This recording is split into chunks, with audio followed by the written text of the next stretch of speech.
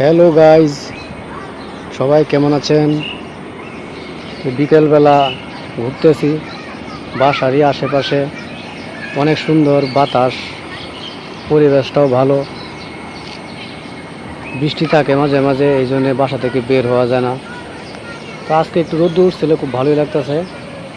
এই বিকেলবেলা বাসার একটু পাশেই আসলাম, অনেক ভালো লাগতেছে। দাঁড়ায় রয়েছি, সব সময় আসি এখানে, এসে দাঁড়ায় থাকি, বাতাস লাগায় শরীরের মধ্যে। ওই দেখেন পাশে অনেক পানি, বৃষ্টি হয়েছে তো এই জন্য পানি ক্ষেতের মধ্যে পানি লাগিয়ে রয়েছে। ভালোই লাগতেছে, প্রচণ্ড বাতাস। তো ঠিক আছে, ভিডিওটা কেউ ধাক্কা দিয়েন না, ভিডিওটা আপনাদেরকে শেয়ার করে দিয়েন। ওকে।